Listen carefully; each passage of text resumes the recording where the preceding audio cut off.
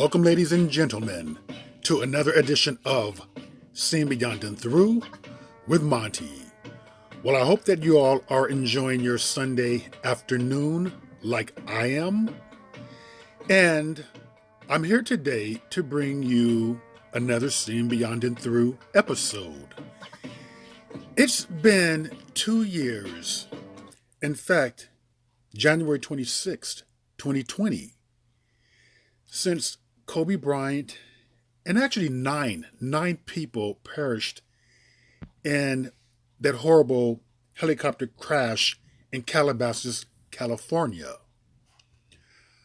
But I'm going to bring you a roundabout story within this particular story here. And it's going to involve something that many of you probably have not even thought about. And I'm not saying that to say that I'm just so great and brilliant, because I'm not. I'm just saying that I can remember this stuff right here. Such as, do you recall the time that Black Twitter got on Kobe Bryant? And the reason why Black Twitter got on Kobe Bryant is because here we are right here with the Miami Heat. And they are wearing their hoodies in solidarity in support of Trayvon Martin. Trayvon Martin was a teenager who was unfortunately murdered by George Zimmerman. And Kobe Bryant released a statement that a lot of people did not like. Particularly a lot of people in Black Twitter did not like. He said, "I won't react to something just because I'm supposed to, because I'm an African American. The argument doesn't make any sense to me." Bryant said to a reporter, who is this, Ben McGrath, when asked about the Heat photo.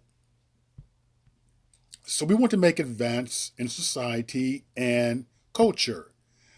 But say, if something happens to me, an African American, we immediately come to his defense. Yet we want to talk about how far we've progressed as a society. Well, we've progressed as a society. Then don't we jump to conclusions or jump to someone's defense just because they're an African American? You sit and you listen to the facts, just like you would any other situation, right? So I want to assert myself. This was pretty much a statement. The importance of Brian's it goes at the bottom, but I'm going to stop right there, though. So basically, that's a statement that Bryant gave. Now, when he gave that statement, I was thinking, like a lot of people were thinking, why not just be quiet about it? Why just not say anything at all? If you have a team like the Miami Heat who wants to be in solidarity and wear hoodies and show awareness, bring awareness, show support for Trayvon's family, allow them to. Why would you need to insert something like this? Now, Kobe Bryant was involved in a sexual assault case that was dropped but not forgotten. Remember the statements he said about Trayvon Martin? I wonder if people would have said, Kobe, I don't believe the cases. I don't believe the allegations against you. I do not believe this girl. I wonder would he have stated, well, sit back and wait and listen to all the facts, right? I wonder would he have stated that if people showed him support right here. Would he have stated, no, do not show me support. Wait until you hear all the facts. Do not throw your support behind me just because I'm a famous athlete. So, Kobe Bryant allegedly had affairs with more than 100 women. Now, after this rape allegation in around 2011, he and Vanessa went through a very difficult period where they're almost divorced. And this right here with the 100 women, Most times with rich people, she probably had him trailed, followed, private investigators like they do, to get the correct figure to make sure that, she has these documented in courts and things like that. So they're trying to make this case as accurate as possible. But follow me where I'm taking this right here. Because these 100 women right here, I'm going to bet, like in the case of Tiger Woods, I bet you that very few, if any, were black. But I'm taking this somewhere. The last time I can remember Kobe being with a black female was out of high school, around 18 years old, when he was with Brandy. That's the last time I can remember. Now, this is a former teammate says Kobe Bryant once sucker punched him over $100. Some type of short basketball game in which they were playing, and he didn't have the money right then and there on the bus, and Kobe punched him. Kobe also according to Reggie Miller, punched him. And Reggie stated that Kobe has a lot of issues and problems that he's dealing with. So Kobe punched two black men. Now, this is his best friend of 20 years and the godfather of his children, Rob Pelinka, who's holding one of his daughters. Could be the same girl, could be a different daughter, but he's holding one of his daughters. Now, if you can remember, Rob Pelinka is the best friend who spoke at Kobe's memorial. That he was Kobe's agent, and most notably for our purposes today, he is one of Kobe's closest and best friends and godfather to Gigi. Please welcome Rob Pelinka.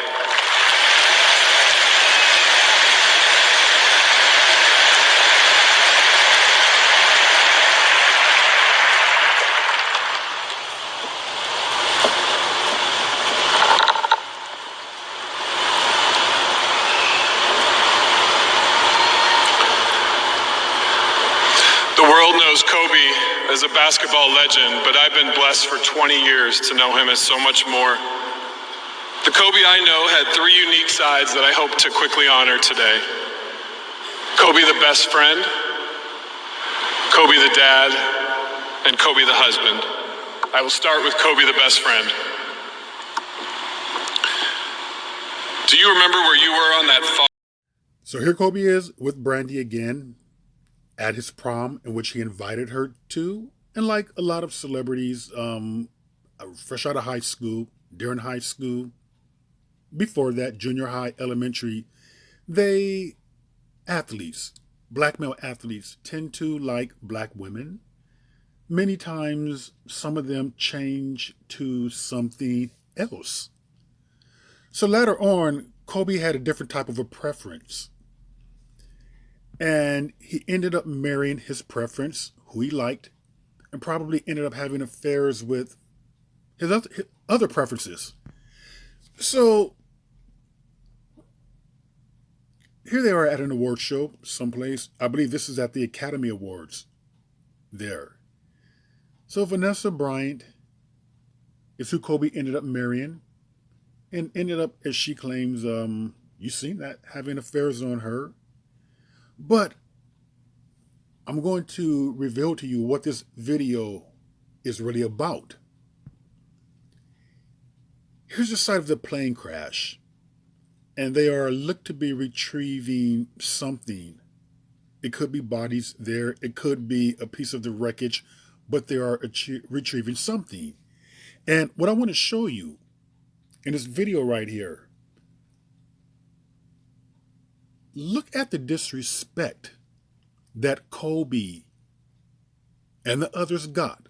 But I want to focus on Kobe, the disrespect in which he got in death. Photos of Kobe Bryant's remains from the crash site. Ralph Mendez, there that night with buddies from his softball league, describes what he heard from the bartender. He has pictures. He showed me pictures. Pictures of what? Pictures of all the dead bodies. And then he began describing what he saw. They were all burnt, and he got very graphic with it. Mendez says the bartender told him the deputy crews laughed and found the photos amusing. it just sounded bad. It just sounded wrong on different levels. I don't, whether it's illegal or not, whether it's against, his sheriff's department's policy. I feel sorry for the families. I really feel bad, and I wish this wasn't happening. My prayers are all with them. And I hope justice is served in all of this. I do it all over again. I just think it was the right thing to do. KCAL 9 News and streaming on CBS in Los Angeles, Vanessa Bryant is naming names. She's releasing the identities of those 4 deputies accused of sharing photos from that helicopter crash and that site where Kobe Bryant, their daughter, and 7 others died. KCAL 9's Sarah Donchi tonight has more on the details of her lawsuit that's raising some questions. Vanessa Bryant is taking her legal battle with the LA County Sheriff's Department to her more than 14 million Instagram followers. For months, she's fought to get the sheriff's internal affairs report on 4 deputies who allegedly shared graphic and disturbing photos of Kobe Bryant after he was killed in a helicopter crash alongside their daughter and 7 others. Last week, a judge ruled the sheriff had to turn the report over, and now she's making the allegations against the deputies public. No matter how unhappy or happy anybody may be about this development, she's not disobeying what the judge handed down a week ago. The lawsuit alleges Deputy Joey Cruz, a trainee, showed photos of the bodies to his niece and to people at a bar. Quote, Cruz boasted that he had worked at the scene of an accident where Kobe Bryant died. Cruz then showed photos of the Bryant's remains to a fellow bar patron and the restaurant's bartender. The suit says one customer was so disturbed he reportedly emailed the department to complain. Of Michael Russell, the lawsuit claims, quote, Russell shared the photos with a personal friend with whom Russell plays video games nightly. The filing also claims some deputies, including Raul Versales, kept the graphic photos on their personal phones. Quote, Versales obtained multiple photographs of the Bryant's remains, stored them on his personal cell phone, and shared them with several other department personnel. It also accused Rafael Mejia of showing another deputy the photos while she worked near the crash site. Mejia told the deputy that he had photos of the accident scene and for no reason other than morbid gossip proceeded to send the photos of the Bryant's remains to her personal cell phone. Some former law enforcement officers are worried for the deputy's safety and about doxing or people posting their personal information online. I think that this just opens up the door for that to happen to these deputies. Again, what they did was not right, but I question the ethics behind releasing their names in such an open forum. But legal and So we had deputies, we had firefighters, law enforcement people sharing photos of the burnt bodies, of Kobe and his daughter's burnt bodies. And here's what I wanted to bring to your attention. I believe that in life, that later on in life, after Kobe became a superstar, he did not like black people. I do not believe that he really preferred black people. I truly believe that by his best friend, by his dating preferences, marrying preferences, that he preferred others. But what I want to show you is, look at how these others that he preferred treated him. 2 LA County firefighters face firing over graphic photos of Kobe Bryant helicopter crash victims. These same others that he preferred over blacks, over his own, ended up turning on him. They ended up betraying him in the worst possible way. They ended up ultimate disrespect, showing a burnt body of a father and his daughter and other victims, laughing about it, joking about it, being jovial about it, happily just showing them, not having any type of sympathy or remorse. But this is who this man preferred in life. He had difficulty, it seems, getting along with other black people. And that can stem from the negative imagery the news media put forth about black people. It can make you somewhat ashamed. But I find that very ironic in his case, considering that he went through a rape allegation. He went through numerous, according to his wife, cheating affairs, but when she withdrew the petition of divorce.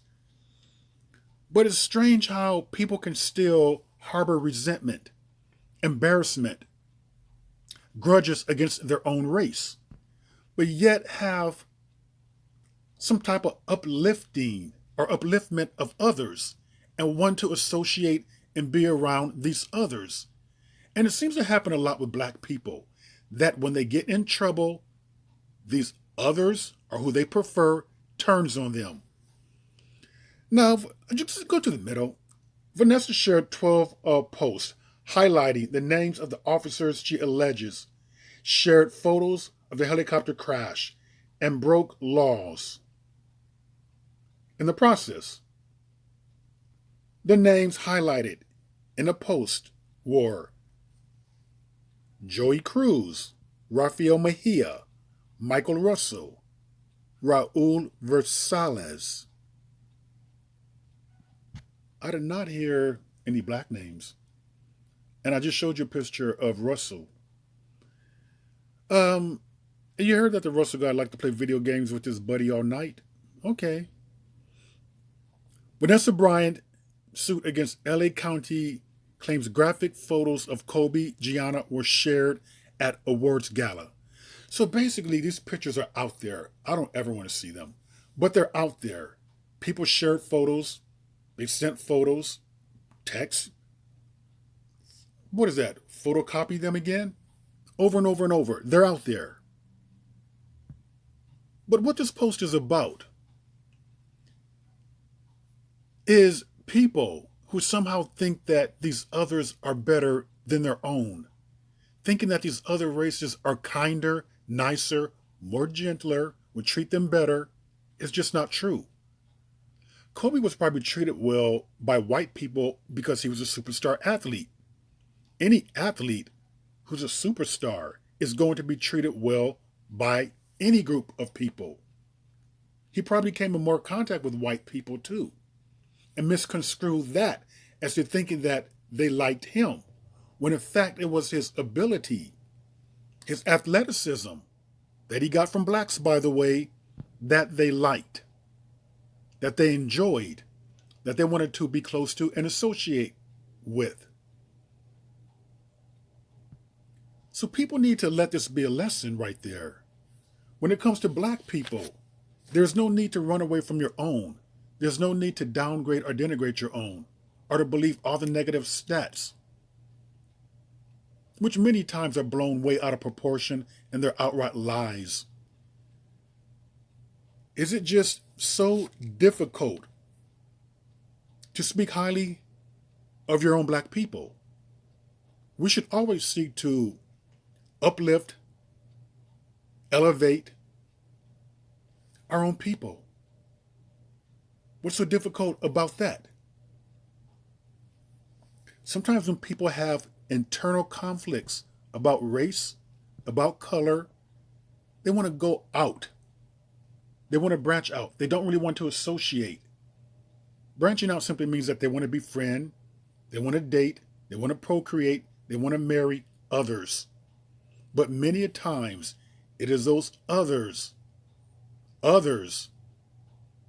who would disrespect, denigrate, and not really have the love and support that you think they have of you. When you're in your most vulnerable position, what do people think of you then? When you're dead and burned, what do they think of you then? What will they do to you then? Disrespectfully take pictures of your body, of your daughter. Share those pictures, laugh at a bar, laugh at award shows, be all happy and jovial. That's what they're doing. So these people do not have the type of respect that you think they have. So I made this video so people can remember that. When you're sitting up there having this preference for other races of people, and doing that is a good way to not get respect. No one respects someone who goes out of their way to show another group more love than what they're showing their own group. So people, that was my reasoning for making this particular video right here. And with that, ladies and gentlemen, that is another edition of Seeing Beyond and Through with Monty, and I will see you all beyond and through.